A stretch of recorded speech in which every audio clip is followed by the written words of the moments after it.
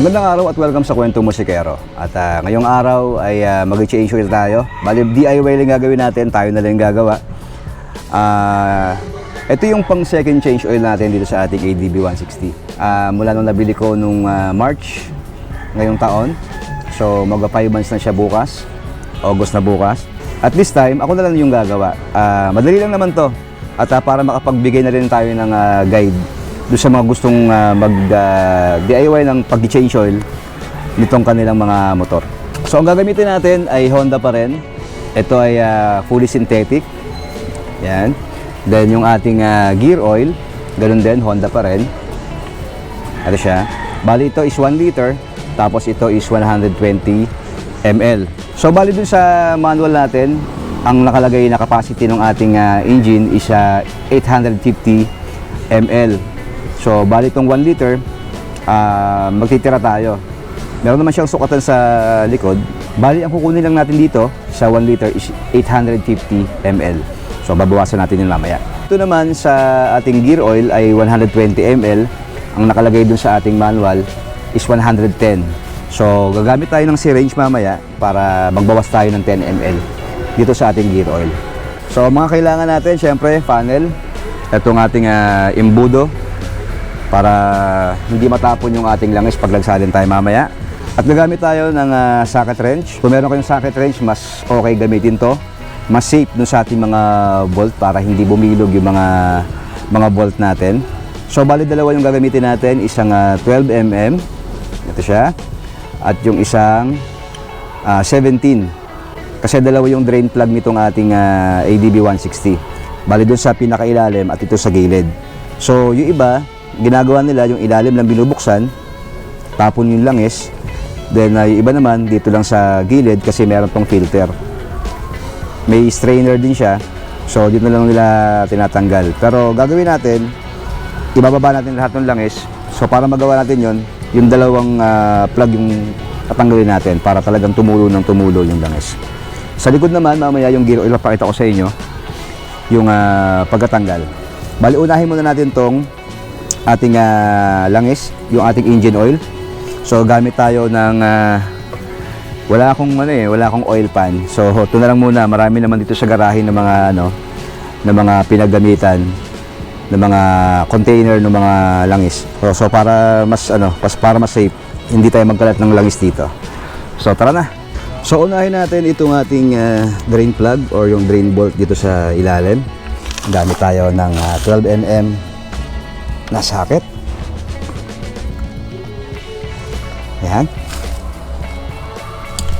Then ready natin yung ating oil pan, yung ating DIY na oil pan.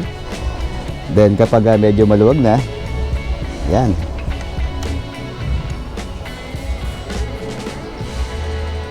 Ayun.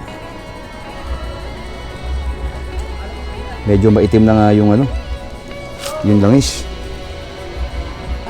Yan. So, yung ating drain plug or yung ating drain bolt, linisin lang natin para mamaya pagbalik natin walang malagay na mga lupa-lupa.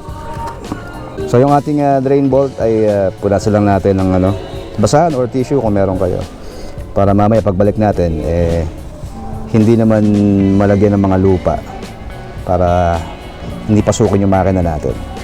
So, para matulungan tayo na mas mapabilis yung pagbaba ng langis, pwede natin buksan itong ating dipstick sa kabilang side ng motor natin. Ito, yung salina natin ng langis. Ayan siya. Mamaya lilinisin natin yan. Buksan lang natin para mas bumaba yung langis. So, balik lang natin yan. Nakabukas lang siya. Ayan. Ganyan. Balikan natin yung kabilang side.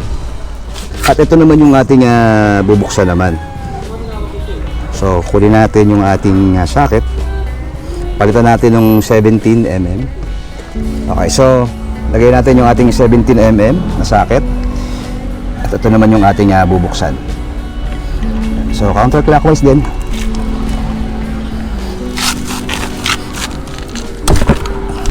Yun.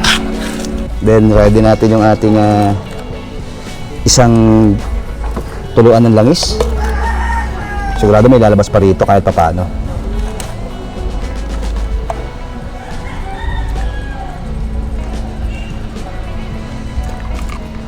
na nga.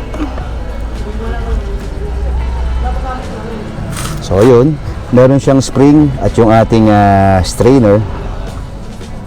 Ito siya. Linisin din natin to mamaya. Patuloy muna natin ng patuluin, tapos mamaya tagilid natin ng konti yung motor para mas bumaba yung mga langis na naiwan sa loob. Samantala, linisin muna natin to. Pwede tayong gumamit ng basahan or tissue. Yan, itong ating drain plug na isa. Kaya may o-ring sa gilid para maiwasan yung spill ng langis dito sa gilid. Kaya meron yung o-ring. So, linisin lang natin.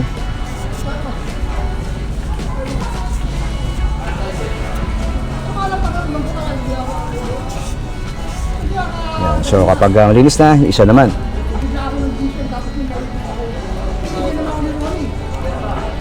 Yan. Mukhang wala namang mga dumi-dumi. Punasan lang natin ng basahan to.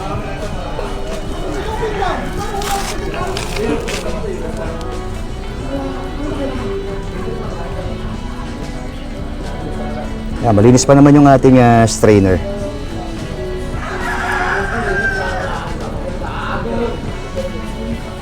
Yan. Then yung spring. Okay. Yan na, malinis na sila parehas. Then yung pagbabalik naman ito, ganoon pa rin. Bali, ganyan siya. Yung kabilang butas maliit. Sa malaking butas ilalagay. Then pa ganun. Mauna yung strainer. Then yung takip. Na pa ganyan. Then ngayon medyo itatagilid natin yung motor para mas tumulo pa yung langis. Pero diskartehan muna natin to. Anyway, yung isang sa kabila naman, sa ilalim, ay wala nang tumutulong langis dito. So balik na natin yung ating bolt.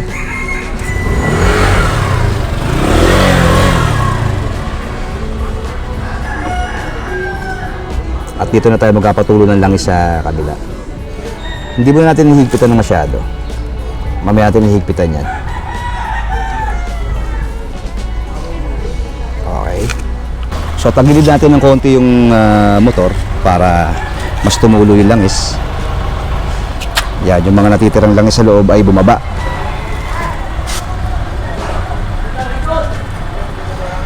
Yan, marami pa.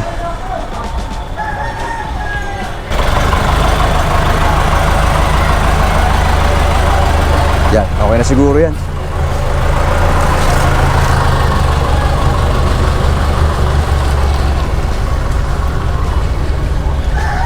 Yan, punas-punasan lang natin yung paligid ng ating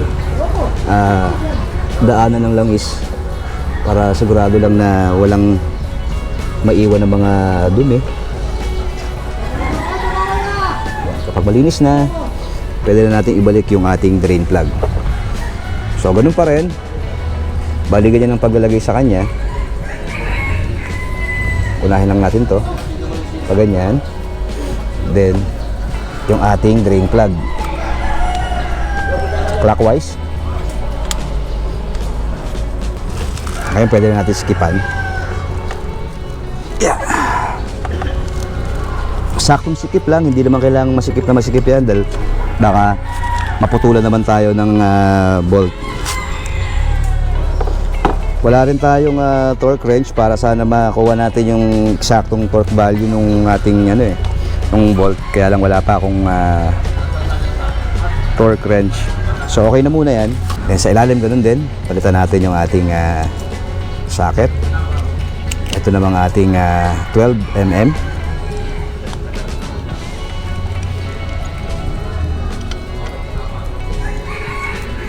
Yeah.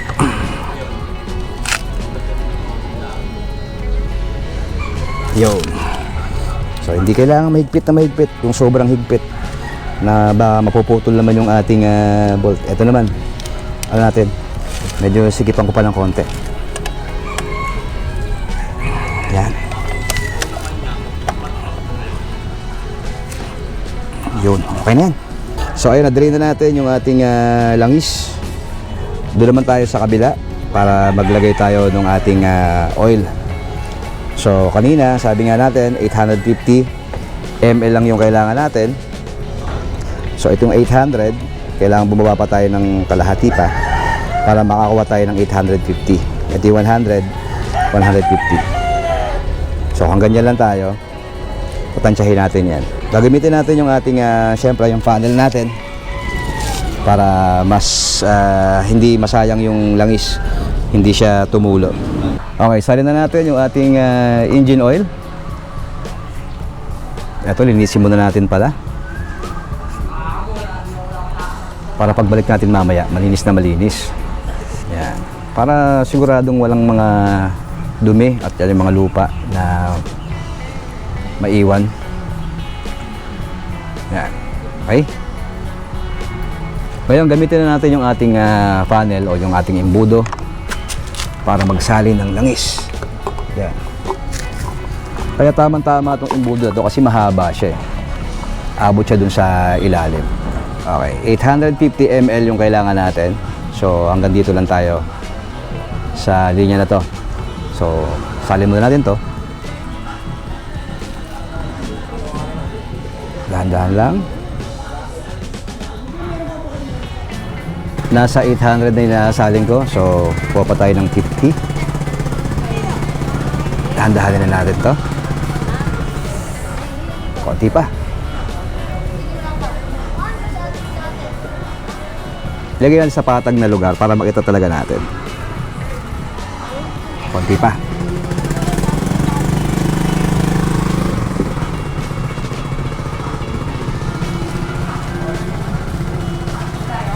Ayun. So, makikita natin na nasa 850 na. May natira tayong 150 na langis dito sa ating 1 liter. So, sakto na yan. Okay, after nating masalinan, hintayin natin kung nakababa na lahat ng langis. Okay.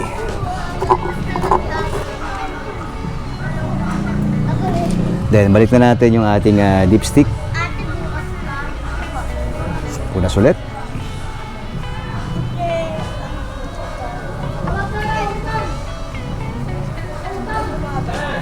At higpitan natin. Hindi naman kailangan mahigpit na mahigpit itong ating dipstick. Iyon. Okay. Ayan, nakapaglagay na tayo ng langis sa ating engine. Okay, dito naman tayo ngayon sa ating gear oil. Ito naman yung ating gagawin. Kaya lang, problema ko, doon ko nakapagdala ng back wrench. Bali dalawa kasi yung kailangan natin tanggalin. Ito, size 12 din siya. Itong dalawang bolt na to, ito yung drain. Then ito yung salinan. Problema ko, huwag niyo akong gagayahin, huwag kayong gagamit nito. Dahil hindi ko nadala yung aking tools.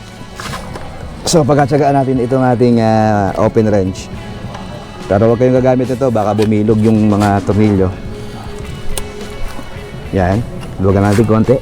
Dahil sa baba, number 12 siya. Hindi kasi kasya yung yung socket wrench diyan sa ilalim. Wala naman akong socket wrench na mas maliit. So ito lang gagamitin natin. Mag-iingat na lang siguro ako para hindi ako mabilugan. Yeah, yun. Okay. Yun. Tanggalan natin yung ating drain plug. Nakahanda na rin yung ating sahuran ng langis. Yan. Pero huwag kang gagamit ng open. Hanggat maaari, back wrench or socket kung merong mas maikse. Yun. Okay. Ito yung isa, yung sa drain natin is mas mahaba. Itong isa na to, yung salinan, medyo maiksi lang siya. So, linisin lang natin to.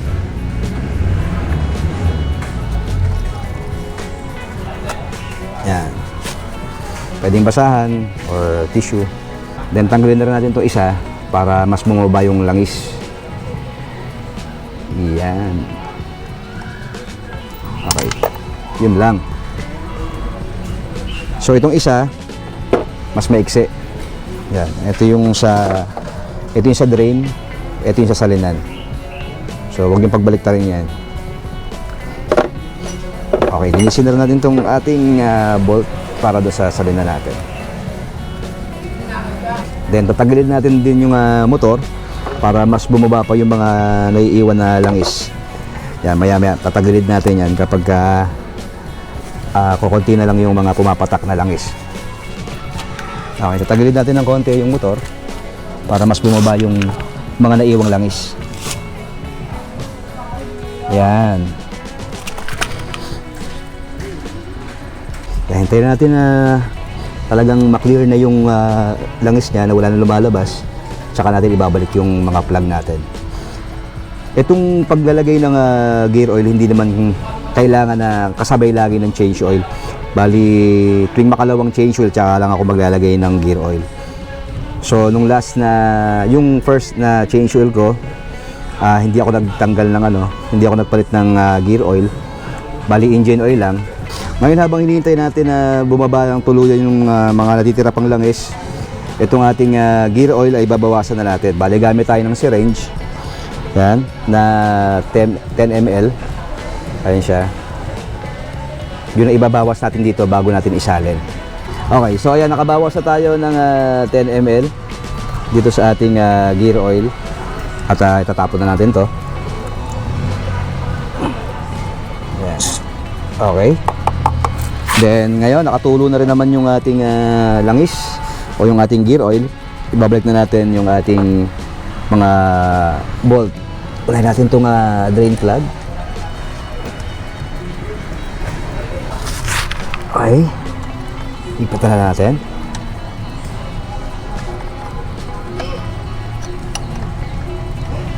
Ganun lang din, saktong higpit lang para hindi naman tayo maputulan ng mga bolt. Okay. Ngayon mag-asali na tayo ng ating gear oil. Tanggalin mo natin to.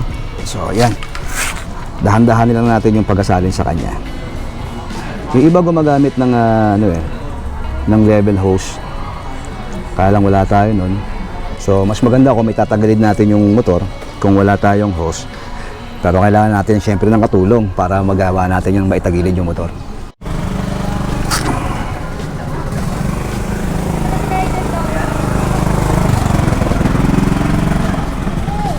Kaya pa ba ibaba konti? Yan.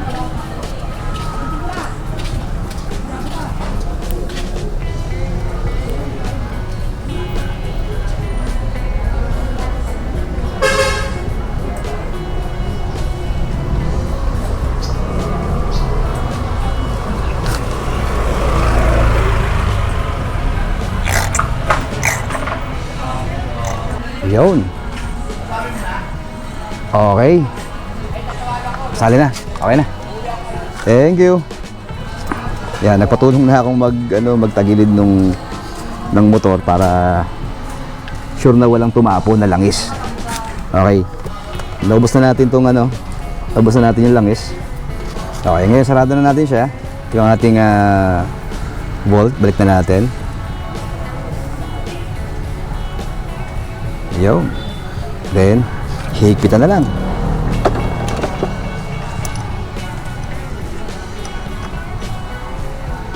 Yan. Last. Yan. Okay. Yun, tapos na yung ating pagpapalit ng gear oil. At ayun, natapos na natin yung ating second change oil dito sa ating ADB 160.